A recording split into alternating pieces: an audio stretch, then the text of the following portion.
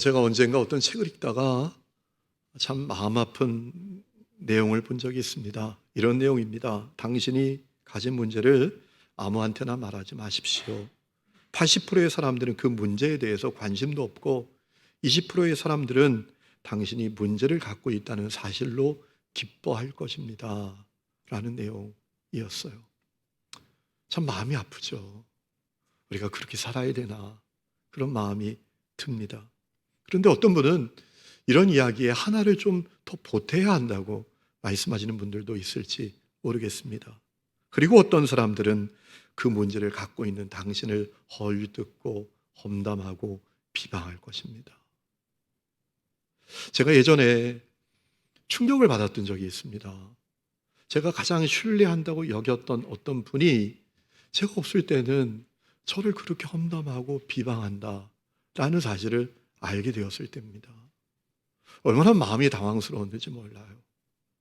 얼마나 마음에 충격이 있었는지 모릅니다.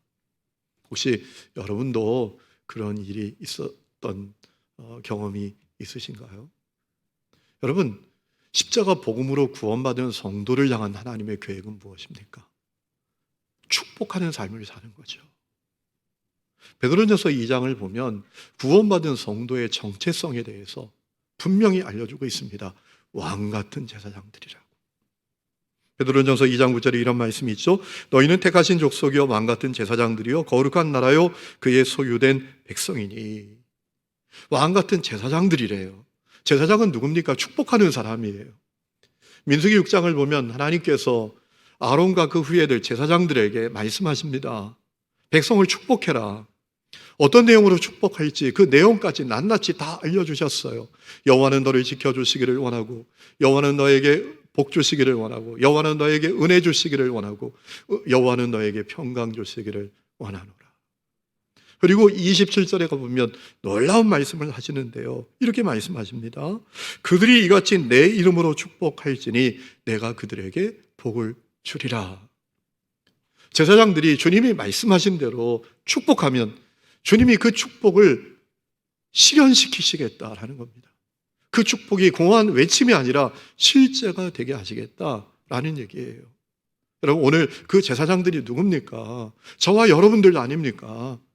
우리가 신약적인 의미로 본다면 십자가 복음으로 구원받은 우리들이 다 왕같은 제사장들이 되었잖아요. 그러니 우리가 축복해야죠. 축복하면 그 축복이 실현됩니다. 그에게 실제가 됩니다. 축복합니다. 잘 될 겁니다. 라고 말한다면 그 축복이 그대로 이루어진단 말이에요. 한번 해보실까요? 축복합니다. 축복합니다. 축복합니다. 잘 될 거예요. 우리 예수님께서도 우리가 축복하면 그 축복 때문에 나에게 유익이 되고 내게 복이 임할 것이다 라고 말씀하셨잖아요. 누가복음 6장 37절에 이렇게 말씀하셨어요. 비판하지 말라. 그리하면 너희가 비판을 받지 않을 것이고, 정죄하지 말라. 그리하면 너희가 정죄를 받지 않을 것이고, 용서하라. 그리하면 너희가 용서를 받을 것이요. 그리고 그 다음에 말씀하십니다. 주라. 그리하면 너희에게 줄 것이니 곧 후일되어 누르고 흔들어 넘치도록 하여 너희에게 안겨주리라. 여러분, 이 말씀이 단지 물질적인 것만 주는 것을 의미하겠습니까? 축복을 주는 것도 의미하겠죠. 축복하면 주님께서 우리에게 좋은 것을 안겨주신대요. 베드로전서 3장 9절에 이런 말씀이 있습니다. 악을 악으로 욕을 욕으로 갚지 말고 도리어 복을 빌라. 이를 위하여 너희가 부르심을 받았으니 이는 복을 이어받게 하려 함이라. 복을 빌라. 축복하라. 그럼 믿음의 선진들이 받았던 그 놀라운 복, 성령 속에 약속되어 있는 그 놀라운 복이 내게 이어지게 된다. 여러분, 우리는 축복하는 사람으로 부름받았어요. 축복은 놀라운 축복이 우리에게 됩니다. 그런데 안타깝게도 우리는 축복하기보다 험담과 비방으로 사는 경우가 많습니다. 그것도 교회 안에서조차도, 그것도 예수 십자가 보혈로 말미암아 한 몸, 한 가족 된 형제 자매들끼리도. 제가 사역을 하면서 성도들에게 기도 부탁을 받을 때가 많습니다. 목사님, 저에게 이런 문제가 있어요. 기도해 주세요. 자, 그렇게 하고 성도들이 꼭 이어서 하시는 얘기가 있어요. 목사님, 그런데 대신 목사님만 알고 기도해 주세요. 여러분, 삼겹줄이 끊어지지 않잖아요. 한 사람이 기도하는 것보다 10사람이 기도하고 100사람이 기도하고 1000사람이 기도하면 더 놀라운 역사가 있겠죠. 응답이 있겠죠. 그런데 너무나 안타깝게도 성도들이 그렇게 말할 수밖에 없어요. 목사님 대신 목사님만 알고 기도해 주세요. 어떤 두려움이 있는 거죠? 내가 혹시나 험담의 대상이 될까? 비방의 대상이 될까? 그런 두려움이 가득한 거예요. 주의 영이 있는 곳에 자유함이 있다고 했는데 우리는 많은 성도들이 두려움에 사로잡혀 있단 말이에요. 안타깝게도 1세기 교회 안에서도 그런 일이 있었어요. 그래서 오늘 11절 말씀을 보면 야고보 사도가 흩어진 성도들에게 말합니다. 형제들아, 서로 비방하지 말라. 형제들아, 서로 비방하지 말라. 여러분, 여기서 형제들은 누굽니까? 믿음의 지체들이죠. 예수 십자가 보혈로 한 몸된, 한 가족된 성도들, 형제 자매들을 가리키는 거죠. 여러분, 그들은 우리에게 얼마나 소중합니까? 얼마나 귀합니까? 영적 전쟁을 함께 수행하는 동지입니다. 하나님의 나라 완성을 위해서 함께 일하는 동지들입니다. 그리고 우리가 세상에서 예수 믿는다는 이유 때문에, 그리스도인이라는 이유 때문에 말할 수 없는 손해를 당하고 핍박을 받고 고난받을 때 끝까지 나와 함께 고난받고 나의 울타리가 되어주고 보호자가 되어줄 사람들 아니겠어요? 여러분이 예수 믿는 이유로 세상에서 고난당할 때 누가 여러분의 울타리가 되어줄 것 같으세요? 여러분의 세상 친구들, 여러분의 육적인 가족들? 아닙니다. 그들이 이렇게 말할지 몰라요. 예수 믿는 것 때문에 고난받는 여러분을 향해서 이렇게 말할지 몰라요. 야, 너 좀 적당히 믿어라. 너 광신자냐? 그렇게 고난받을 때야 믿음을 버려. 그럼 편해지잖아. 이렇게 말할지도 모릅니다. 이번에 안식월 보낼 때 어느 날 그 숙소 사장님이 저에게 그래요. 교회 나가시나 봐요. 깜짝 놀랐어요. 어떻게 하셨어요? 그랬더니 방에서 찬송가가 흘러나와요.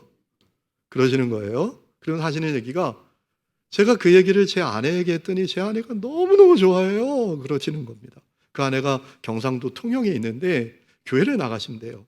야, 우리 숙소에 교회 다니는 분 왔다. 방에서 찬송가 흘러나온다. 그랬더니 그 아내가 너무너무 좋아하더라. 그 얘기를 하시더라고요.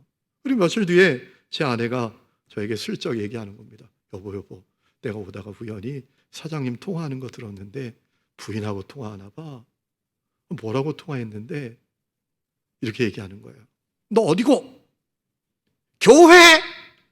또 교회 간다! 맨날 교회 가서 살아! 그래서 그렇게 그냥 그 아내를 윽박지르더라라는 거예요.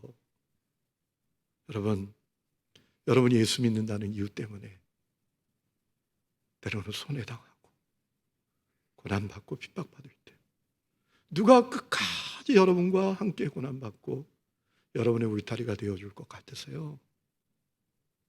함께 믿음의 길을 걷는 성도들이에요. 지체들이에요. 그런데 안타깝게도 그 소중한 형제 자매들을 비방하는 일이, 그 마음을 무너지게 만드는 일이 교회 안에 일어나고 있었다라는 겁니다. 여러분, 11절에 나오는 이 비방이라는 단어는 히라보로 칼랄랄레오라는 단어입니다. 번역하면 험담하다, 비방하다, 헐뜯다, 중상하다 이런 뜻을 갖고 있습니다. 여러분, 비방은 판단으로 시작되잖아요. 11절에 나오는 이 판단이라는 단어가 의미가 참 재미있습니다. 히라보로 크리오입니다. 그 번역하면 그 의미가 뭐냐면 분리하다 이런 뜻입니다. 여러분, 그런 것 같아요. 우리가 상대방을 판단하고 비방하는 이유는 그와 내가 분리되어 있다고 생각하니까 판단하고 비방하는 거죠. 그와 내가 하나다, 그와 나는 한 몸이다라고 생각하면 절대로 판단하고 비방하지 않죠. 허물이 있어도 덮어주죠. 실수해도 감싸주죠. 하나라고 생각하면, 한 몸이라고 생각하면. 그런데 분리되어 있다고 생각하니까 비방하는 거 아니겠어요? 제가 첫 목회할 때 술만 먹으면 부모를 때리는 아들이 있었어요. 저는 그 부모가 한 번도 자기 자식을 비방하는 거 듣지 못했어요. 험담하는 거 듣지 못했어요. 그 이유가 뭘까요? 내 자녀와 나는 하나다 생각하니까 비방하지 않아요. 허물을 들추지 않아요. 허물을 감싸줍니다. 우리가 판단하고 비방하는 이유가 뭐예요? 그와 나가 분리되어 있다고 생각하는 거예요. 여러분, 우리가 판단하고 비방하는 거 조심해야 합니다. 우리가 판단하고 그를 비방하는 순간 그와 나와의 관계는 분리된 관계가 되고 마는 거예요. 자, 그러면 왜 우리는 형제를 그렇게 판단하고 비방하는데 익숙한 걸까요? 이 말씀을 묵상할 때 예전에 그 성 어거스틴이 쓴 고백록에서 보았던 내용이 생각이 났습니다. 서방신학을 집대의 성 한 분이 성 어거스틴이잖아요. 그분이 그 고백록이라는 책에서 왜 우리는 죄 가운데 사는지 두 가지 분명한 이유를 설명한 적이 있습니다. 첫 번째 이유는 우리 마음이 병들어 있기 때문이다라는 거예요. 우리 마음이 병들어 있기 때문에. 어거스틴의 고백록을 그대로 인용하면 이렇습니다. 우리가 우리의 의지에 명령을 하지만 그 명령이 이행되지 않는 이유는 그 의지가, 명령한 의지를 말하죠, 온전하지 못하기 때문입니다. 의지가 온전하다면 의지에게 온전하라고 명령도 하지 않을 것입니다. 여러분, 의지는 마음이죠. 우리 마음에게 명령합니다. 야, 너 험담하지 마라. 그거 하나님 기뻐하시지 않잖아. 그거 잘못하는 거잖아. 그런데 안 된다는 거예요. 명령이 이행되지 않아요. 그 이유가 뭐냐? 명령하는 의지가 병들어 있는 거예요. 한마디로 말하면 우리 마음이 병들어 있어요. 예레미야 17장 9절에 그래서 만물보다 거짓되고 심히 부패한 것이 우리 마음이다 라고 있지 않습니까? 오늘 말씀을 보면 우리 마음의 병이 얼마나 심각한지 알려줍니다. 여러분, 11절에 이런 말씀이 있습니다. 형제를 비방하는 자나 형제를 판단하는 자는 곧 율법을 비방하고 율법을 판단하는 것이라 라고 했습니다. 여기서 율법은 무엇을 가리키는 걸까요? 구체적으로 말하면 이스라엘 성들이 출애굽할 때, 시내산에 도착했을 때 하나님께서 그들에게 주신 율법을 말합니다. 그 가운데 이런 율법이 있어요. 레위기 19장 16절, 너는 내 백성 중에 돌아다니며 사람을 비방하지 말라. 내 이웃의 피를 흘려 이익을 도모하지 말라. 나는 여호와이니라. 너는 내 형제를 마음으로 미워하지 말며 내 이웃을 반드시 견책하라. 그러면 내가 그에 대하여 죄를 담당하지 아니하리라. 원수를 갚지 말며 동포를 원망하지 말며 내 이웃 사랑하기를 내 자신과 같이 사랑하라. 나는 여호와이니라. 분명히 주님이 주신 율법 있어요. 비방하지 마라, 사랑하라 라는 율법이 있습니다. 그런데도 형제를 비방하고 판단한다는 것은 우리 마음의 병이 얼마나 심각한지를 보여주는 거란 말이에요. 얼마나 심각합니까? 내 자아가 하나님의 율법보다 위에 있다고 생각하는 거예요. 하나님의 말씀이 저 아래에 있다고 생각하는 거예요. 내가 한참 아래다. 하나님의 율법은 불완전하다. 하나님의 율법은 부족하다 라고 여기고 있는 그런 상태라는 겁니다. 여러분, 11절에 이어서 이렇게 말씀하잖아요. 네가 만일 율법을 판단하면 율법의 준행자가 아니고 재판관이로다. 너는 율법의 판단자가 아니야. 너는 율법의 순종자가 되어야지. 말씀에 비방하지 마라, 판단하지 마라, 사랑하라 라고 했잖아. 그런데 우리의 마음의 병이 얼마나 심각한지 율법 상관없어요. 하나님의 율법이 내 저 아래에 있는 거예요. 그렇게 우리 마음이 교만해요. 우리 마음이 그렇게 심각하게 병들어 있어요. 그래서 우리가 축복하지 못하고 판단하고 비방하고 사는 거예요. 여러분, 마음의 병 정말 심각합니다. 우리의 중요한 기도, 주님, 내 마음을 온전케 하옵소서 되어야 합니다. 만사형통 소원성취, 이 기도도 중요하겠지만 정말 중요한 기도 가운데 하나는 주여 오늘도 내 마음을 온전케 하옵소서. 또 하나 우리가 축복하기보다 비방하고 사는 중요한 이유를 성호 어거스틴은 그렇게 말했어요. 우리가 죄의 습관에 짓눌려 있기 때문이다 라는 거예요. 죄의 습관에 우리가 짓눌려 있는 거예요. 헤어나오지 못해요. 여러분, 뉴욕 타임즈 기자를 지낸 찰스 누이그라는 분이 있습니다. 이분이 쓴 책이 습관의 힘이라는 책인데 예사롭지 않은 책입니다. 습관이 얼마나 중요한지, 습관이 얼마나 문제인지를 명쾌하게 알려주는 책인데 그 책에서 그가 아주 중요한 이야기를 하는 것을 봤어요. 이런 얘기를 합니다. 기억은 사라져도 습관은 남는다. 이거 대단히 중요해요. 여러분, 우리 사람이 5학년, 6학년, 7학년 되면 자꾸 잊어버리잖아요. 뭐 기억하는 게 그렇게 어렵잖아요. 그렇죠? 여러분은 안 그러신가 봐요. 시험을 보니까 어렵잖아요. 그죠? 예?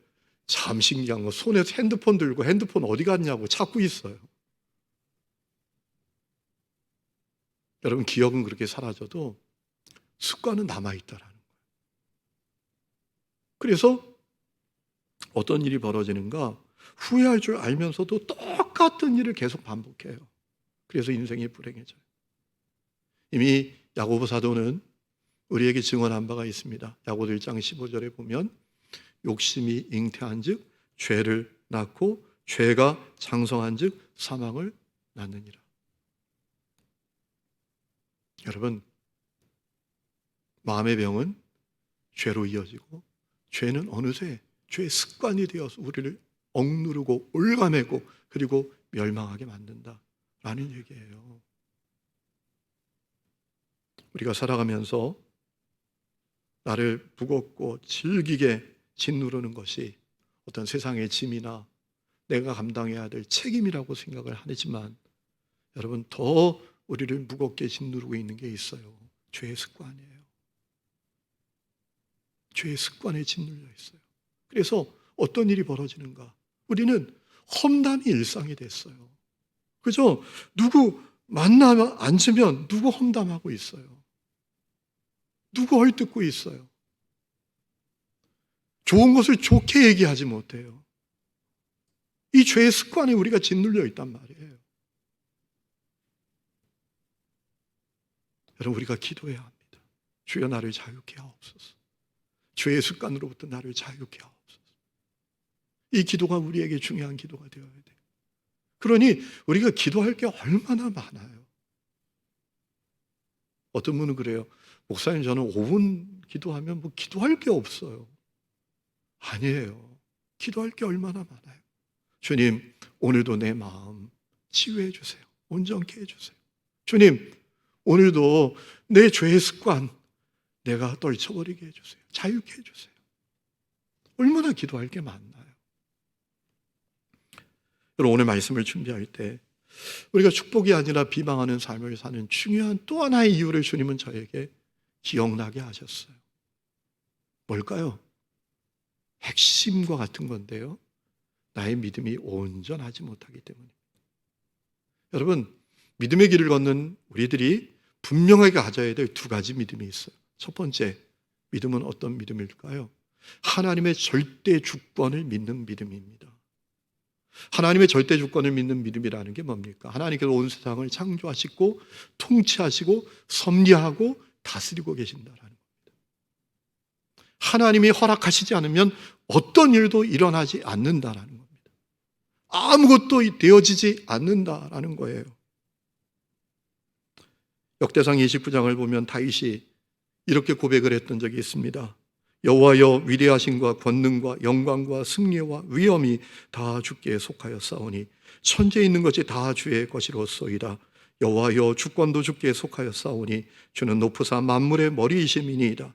부와 귀가 주께로 말미암고 또 주는 만물의 주제가 되사 손에 권세와 능력이 있사오니 모든 사람을 크게 하심과 강하게 하심이 주의 손에 있나이다.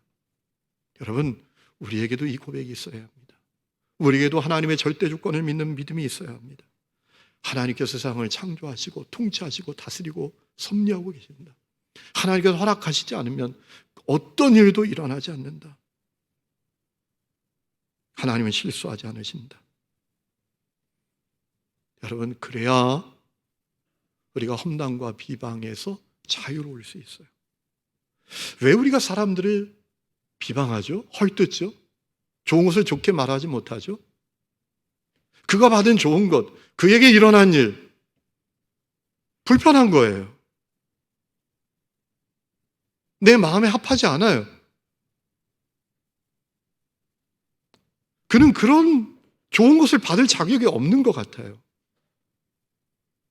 그는 나보다 훨씬 못한 것 같아요.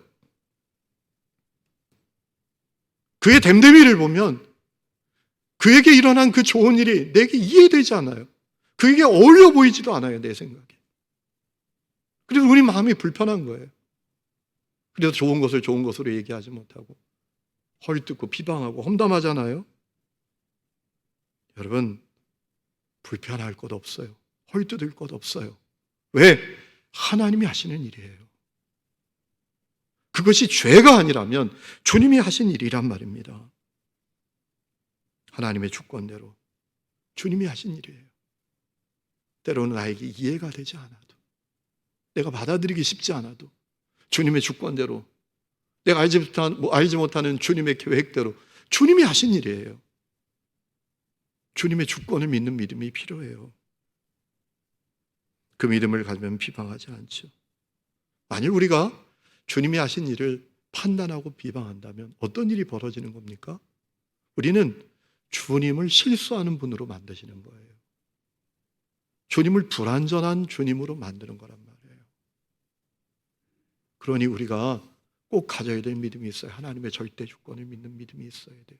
그럼 비방하지 않아요. 진정으로 축복할 수 있어요. 진정으로 야, 정말 잘 됐다 라고 말할 수 있는 거예요. 또 하나 가져야 될 믿음이 있어요. 하나님의 선하심에 대한 믿음이에요. 여러분에게 누군가 여보세요, 하나님 어떤 분이세요? 라고 묻는다면 여러분 어떻게 대답하시겠습니까? 저는 이렇게 대답할 거예요. 하나님은 선하신 분이세요. 아멘입니까? 하나님 선하신 분이세요. 시편 107장에, 시편 106장에, 시편에 계속 여러 번 나오는 고백이 있어요. 여호와께 감사하라. 그는 선하시며 그 인자하심이 영원하니로다. 하나님 선하신 분이세요.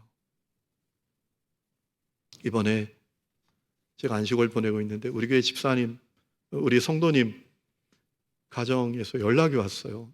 제가 안식을 보내는 곳으로 여행을 왔다고. 목사님 꼭 뵀으면 좋겠다고. 목사님 꼭 밥을 사드려야 된다고. 얼마나 간청을 하는지. 그래서 만나서 같이 밥을 먹었어요. 좋은 식사를 대접받았어요. 저희가 대신방하면 제가 10,000원 이상 절대로 준비하지 말라고 하는데 특별히 아주 그냥 진수성찬을 횟집에서 대접을 받았는데 밥 먹으면서 얘기하다가 매일 가정예배 드린대요. 얼마나 귀한지. 그리고 하시는 말씀이 어느 날 가정예배 드리다가 아이들에게 하나님 어떤 분이실까? 그랬더니 첫째 아이가 자신 있게 얘기하더래요. 하나님은 선하신 분이시라. 아멘. 아멘입니까? 하나님 선하신 분이세요. 여러분, 하나님은 선하신 분이시다라는 게 뭐예요? 이런 거 아니겠습니까? 하나님은 선하시기 때문에 그에게만이 아니라 하나님 나에게도 좋은 것 주신다. 그에게만 아니라 나에게 꼭 어울리는 것, 꼭 맞는 것, 꼭 필요한 것, 나에게 가장 적절한 것을 하나님은 나에게도 주신다. 이것이 하나님의 선하심을 믿는 믿음이 아니겠어요? 이 믿음이 있으면 여러분 헐뜯지 않아요. 비방하지 않아요. 그에게만이 아니라 나에게도 가장 필요한 것, 가장 적절한 것, 가장 어울리는 것 주실 텐데 그럼 비방하지 않지요. 사도 야고보는 이미 야고보서 1장에서 우리에게 속지 말라고 경고했어요. 속아서 욕심부리고 속아서 누구 험담하고 비방하게 되지 않도록 경고했어요. 여러분, 왜 우리가 쫙 헐뜯어요? 좋은 것을 좋게 얘기하지 못해요. 비방해요. 욕심 때문이죠. 내가 더 많이 가져야 되는데, 저놈보다 내가 더 높아야 되는데, 어쭈? 나보다 더 높아지네, 나보다 더 많이 가졌네, 나보다 더 잘 나가네. 속상하잖아요. 이 욕심 때문에. 사도 야고보가 경고했다니까요. 욕심으로 얻는 게 아니에요. 주님이 주셔야 얻는 거예요. 그래서 뭐라 말합니까? 내 사랑하는 형제들아 속지 말라. 온갖 좋은 은사와 온전한 선물이 다 위로부터 빛들의 아버지께로부터 내려온다. 하나님의 선하심을 믿으라라는 얘기입니다. 여러분, 하나님은 선하신 분이세요. 이번에 안식을 보내면서 노르위치의 줄리안이란 분이 쓴 책을 읽었습니다. 하나님의 사랑의 계시라는 책인데 그분이 아주 중요한 얘기를 합니다. 기도에 있어서 가장 중요한 게 뭐냐? 선하신 하나님을 믿는 거래요. 근데 우리가 그걸 믿지 못해서 자꾸 기도할 때 뭔 조건을 달고 뭐 매개체를 이용하고 그런다는 거예요. 하나님이 얼마나 선하신 분이신지 우리가 분명히 알면 분명한 기도의 사람, 능력이 기도의 사람이 된다는 거예요. 하나님은 선하심으로 충만하다. 그것으로 충분하다라는 것 아니겠어요? 제가 인생을 오래 살지는 않았지만 지나간 시절을 쭉 돌아보면 하나님이 정말 선하신 분이시구나라는 것을 깨닫게 됩니다. 하나님은 놀랍게도 제가 뿌린 거하고 늘 다른 것을 거두게 하시더라고요. 저는 부족함을 뿌리지만 주님은 온전함을 거두게 하세요. 저는 죄를 뿌리지만 주님은 거룩을 거두게 하시더라고요. 저는 쭉정이를 뿌리지만 주님은 알곡을 거두게 하시더라고요. 저는 허물과 실수를 심지만 주님은 합력하여 선이라는 것을 거두게 하시더라고요. 여러분, 하나님은 선하신 분이십니다. 이 믿음이 여러분 가운데 있기를 주의 이름으로 축원합니다. 그래야 험담과 비방에 빠지지 않을 수 있어요. 자, 그렇다면 우리가 어떻게 험담하지 않고 비방하지 않고 축복하며 살 수 있을까요?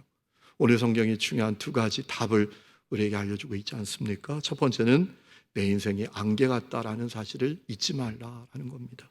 13절에 말합니다. 들으라 너희 중에 말하기를 오늘이나 내일이나 우리가 어떤 도시에 가서 거기서 1년을 머물며 장사하여 이익을 보리라 하는 자들아 내일을 너희가 알지 못하는도다. 너희 생명이 무엇이냐? 너희는 잠깐 보이다가 없어지는 안개니라. 여러분, 사람의 인생을 이렇게 보면 참 다양해요. 그가 가진 목표도 다양해요. 비전도 다양해요. 그런데 모든 인생에게 한 가지 동일한 게 있더라고요.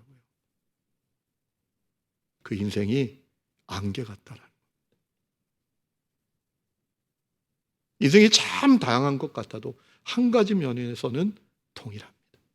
그 인생이 안개 같아요. 안개의 특징은 뭡니까? 유효기간이 짧아요. 잠깐 있다 사라집니다. 그게 인생이라는 거예요.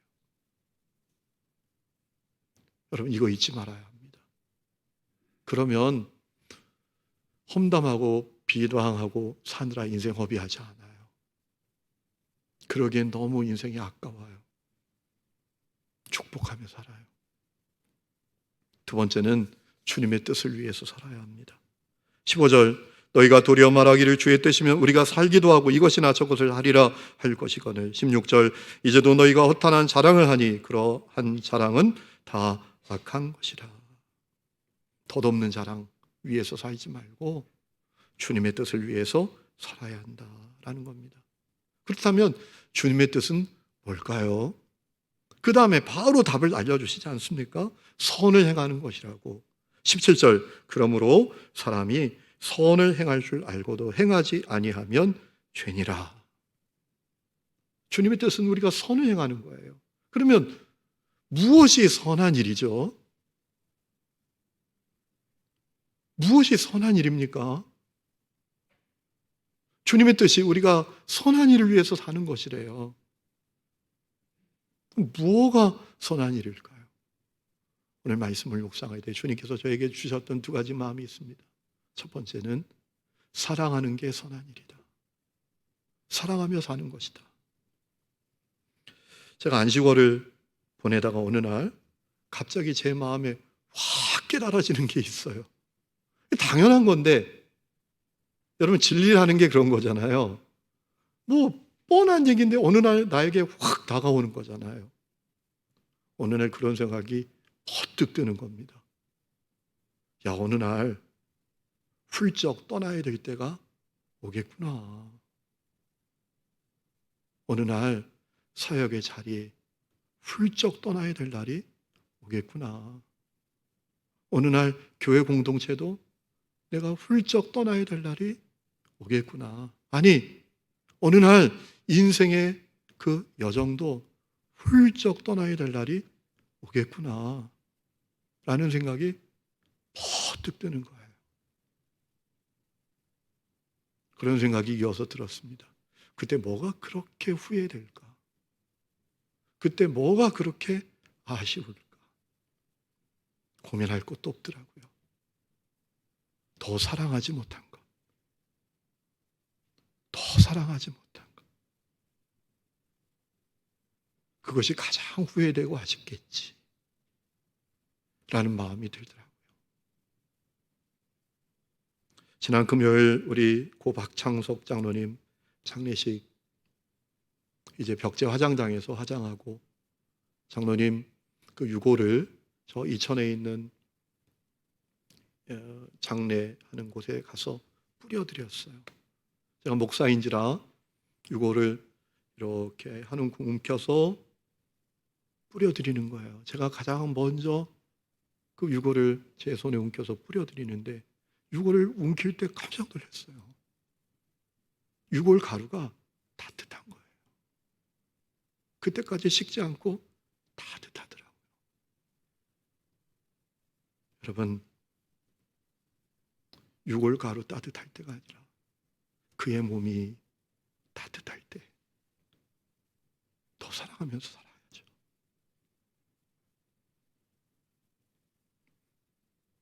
야고보의 단짝이었던 요한이 웅변적으로 외쳤던 적이 있죠. 사랑하는 자들아, 우리가 서로 사랑하자.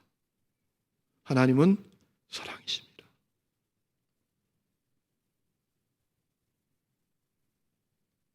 사랑하며 살아야 합니다. 단지 입에 발린 사랑 말고 수고하는 사랑. 드라르니까 교회가 칭찬받았던 것처럼 수고가 있는 사랑, 땀 흘리는 사랑, 대가를 치르는 사랑, 힘을 다하는 사랑을 하면서 살아야 합니다. 그것이 선한 일입니다. 두 번째는 복음을 전하는 것입니다. 여러분, 인생이 안개와 같다면 안개와 같은 인생에게 가장 소중한 게 뭘까요? 영원한 생명 아닐까요?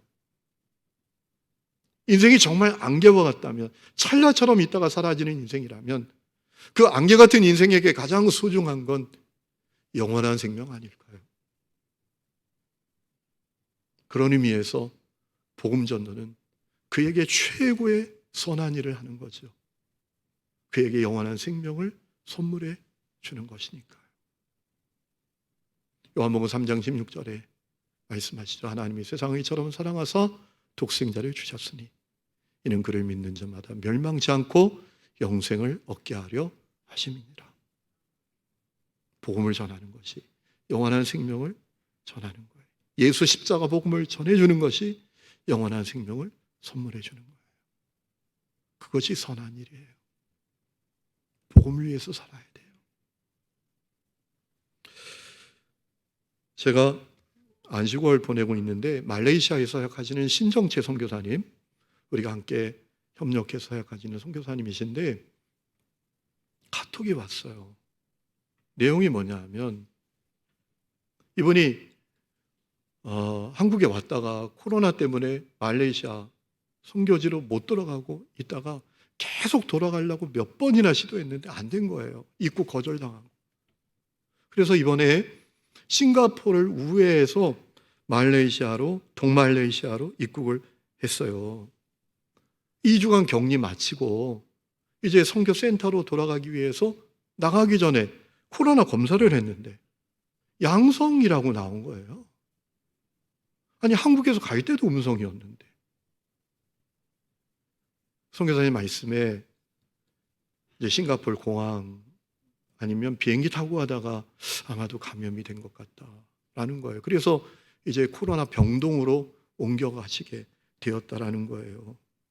지금은 이제 뭐 깨끗하게 나으셔서 사역 잘하고 계시는데, 이 선교사님 그러면서 저에게 기도 부탁을 하시는 거예요. 자기 위해서 기도해 달라고. 제가 그게 기도 부탁 문자를 쭉 읽다가 마지막 문장을 읽다가 울컥하고 말았어요. 그 기도 부탁 마지막 문장이 뭐였냐면 이런 겁니다. 넉넉하게 이기고 선교 현장으로 갈 수 있도록 기도해 주세요. 여러분, 이럴 수도 있잖아요. 이렇게 쓸 수도 있잖아요. 넉넉하게 이기고 고국으로 갈 수 있도록 기도해 주세요. 또 이렇게 쓸 수도 있잖아요. 넉넉하게 이기고 가족 품으로 갈 수 있도록 기도해 주세요. 이렇게도 쓸 수 있잖아요. 그런데 그 마지막 문장, 넉넉하게 이기고 선교 현장으로 갈 수 있도록 기도해 주세요. 이렇게 쓰셨더라고요. 여러분은 오늘 넉넉하게 이겨서 어디로 가기를 원하십니까?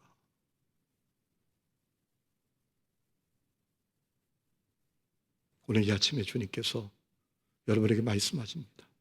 사랑의 자리로, 복음을 전하는 자리로 가줄 수 없겠냐 라고 말씀하십니다.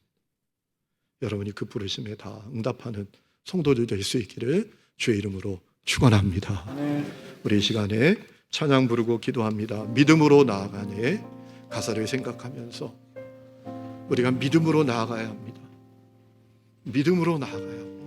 이 가사를 생각하면서 찬양 부르겠습니다.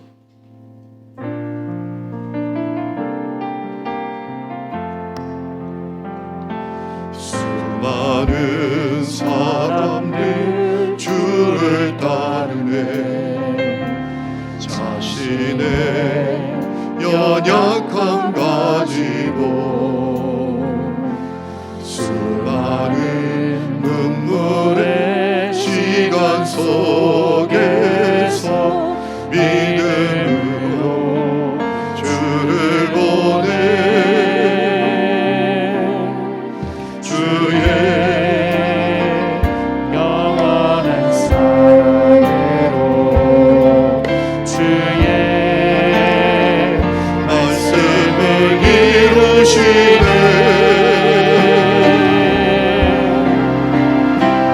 삶의 모든 문제는 나를 힘겹게 해도 포기하지 않는 오늘을 살아내리라 소망이 보이지 않는 내 삶 속에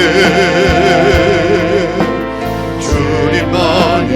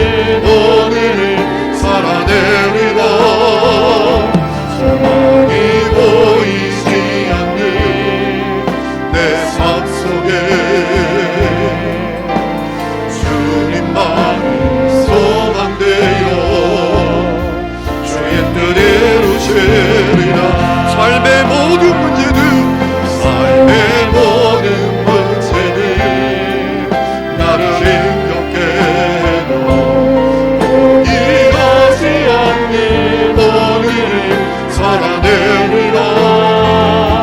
소망이 보이지 않는 내 삶 속에 주님만이 소망되어 주의 뜻 이루시리라. 하나님 아버지, 우리에게 하나님의 절대 주권과 하나님의 선하심을 믿는 믿음을 허락하여 주시옵소서. 그래 한 번뿐인 인생, 안개와 같은 인생, 헐뜯고 험담하고 비방하고 평가절하하고 끌어내리며 사는 안타까운 인생이 아니라 축복하며 설계하여 주옵소서. 우리의 마음의 질병을 깨끗하게 고쳐 주옵소서. 우리를 온전케 하여 주옵소서. 죄의 습관으로부터 우리를 자유케 하게 하여 주옵소서. 이제는 우리 주 예수 그리스도의 은혜와 하나님 아버지의 놀라운 사랑과 성령의 내주 동행하심이 예배하는 하늘의 음의 모든 성도들 위해 지금부터 영원토록 함께해 주시기를 간절히 축원하옵나이다. 아멘.